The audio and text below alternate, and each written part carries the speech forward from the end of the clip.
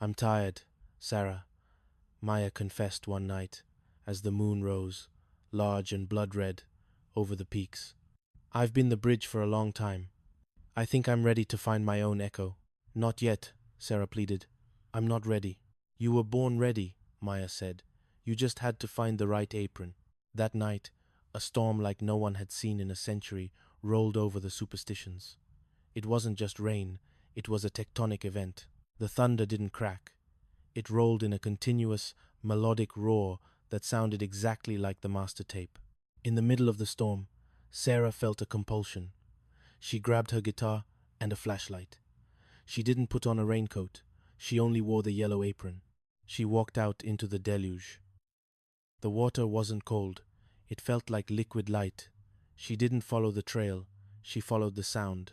She reached the Dutchman's door, the hidden crevice in the whispering canyons that Mel and Jacob had guarded with their lives. The rocks were glowing with a soft, bioluminescent amber. She sat in the mud and began to play. She played the echoes of the gilded dust. As she played, the mountain opened up. Not literally, but the frequency reached a crescendo. Sarah saw them ghostly figures in the rain. She saw Mel, with his broad shoulders and his steady hand on a shovel. She saw Alice, her yellow apron flapping in a wind that didn't exist. She saw Jacob, holding his pipe, a map of the water lines in his hand. They weren't ghosts. They were the resonance. They were the stored energy of lives, lived with purpose, etched into the very atoms of the mountain. Alice stepped forward, her blue eyes meeting Sarah's. She didn't speak, but the message was clear. The song is yours now. Keep it dirty. Keep it real. Keep it free. When Sarah returned to the diner at dawn, the storm had passed. The desert was blooming, millions of saguaro flowers opening at once, a white sea under the rising sun. She found Maya in the armchair by the window. Her eyes were closed. She looked peaceful, as if she had just finished a long, beautiful trek and had finally reached the spring. Sarah didn't scream. She didn't cry. She walked over, kissed Maya's forehead, and took the iron key from around her neck. She went to the front door, flipped the sign to open, and started the coffee. The bell chimed. A weary hiker walked in, his face caked with mud, his eyes wide with the wonder of the storm. I heard there's a place here, the hiker said, where the soul is free. Sarah smiled, her hands smoothing the fabric of the yellow apron. You're in the right place, she said. The coffee is $3. This concludes the first 5,000 words of our novel. To reach the 30,000-word goal, we will continue the narrative in the next parts, focusing on Sarah's struggle against the corporate takeover, her romance with a local descendant of the Thorn line, and the ultimate revelation of the Gilded Dust. Echoes of the Gilded Dust, a novel of the Superstition Mountains. Prologue, the frequency of ghosts. The Superstition Mountains do not forgive, but they do remember. To the casual observer driving east from Phoenix, they appear as a jagged, purple bruise against the horizon, a fortress of volcanic rock and sun-scorched silence. But for those who live at their feet, the mountains are not merely scenery. They are a living, breathing entity with a pulse that hums at a frequency just below the range of human hearing. For nearly a century, that pulse had found its home in a humble structure of weathered wood and buzzing neon, Mel's Diner. It sat at the edge of the world, a lighthouse for the lost, where the scent of sourdough and sizzled beef mingled with the dry, ancient aroma of creosote and sage. This is the story of the Ting Vang Kokat Vang, the echo of the gilded dust.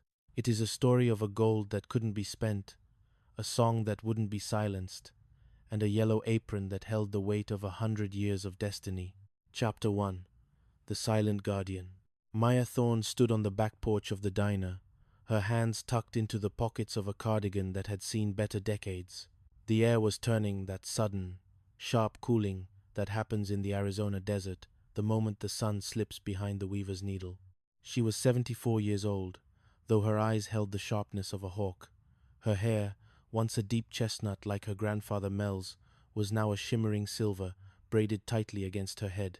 She looked at the mountains, and for a moment she could swear she saw the shimmer of the gilded dust, not the gold of the prospector's fevered dreams. but the spiritual residue of every soul that had ever sought refuge in these canyons. In the years following Mel's passing, Maya had become the unintentional high priestess of a global movement. It had happened slowly, then all at once. In a digital age where every human experience was quantified by algorithms and likes, the world had grown soul-weary. People were starving for something they couldn't find on a screen. Silence. Maya had refused to turn the diner into a museum. She had turned down offers from tech billionaires who wanted to build wellness retreats in the shadow of the peaks. Instead, she had maintained the sanctuary. "The silence isn't for sale, Mr. Sterling," she had told the late Arthur Sterling years ago. Now, his successor, a sharp-featured woman named Clara, was sitting at the counter inside. Maya could see her through the window. Clara wasn't holding a briefcase. She was holding a vintage Gibson guitar. It was a gesture of peace. Or perhaps a white flag.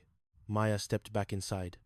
The bell above the door chimed a sound that had remained unchanged since 1948. "The burgers are still flipping, Clara," Maya said, her voice like soft gravel. "Jacob's grandson is on the grill today. He's got the touch." Clara looked up. She looked tired, the kind of exhaustion that comes from living in a world of glass and steel. "I didn't come for the land, Maya. I came because I heard the song. I was in London, in a boardroom on the 40th floor, and I felt a vibration in my teeth." Maya poured 2 cups of coffee. $3. The price hadn't changed in 20 years. "The mountain doesn't care about boardrooms. It only cares if you're listening." "I am listening now," Clara whispered. They sat in silence for a long time. This was the silence of Thorn. It wasn't the absence of sound, but the presence of peace. Maya knew that this was her legacy, preserving this hole in the digital net, a place where the 21st century couldn't reach. But as the night deepened, Maya felt a familiar shiver. A change was coming. The desert was stirring. Chapter 2. The girl from the east. The bus dropped her off 3 miles from the diner. Sarah Hyatt didn't mind the walk.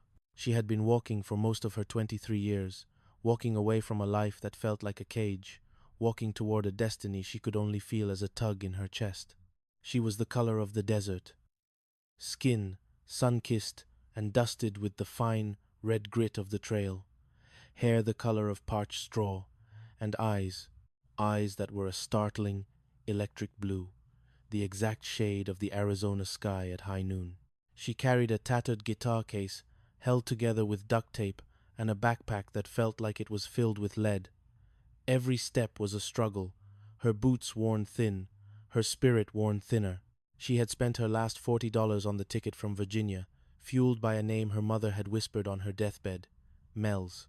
As the neon sign of the Gilded Dust came into view, Sarah felt her knees tremble.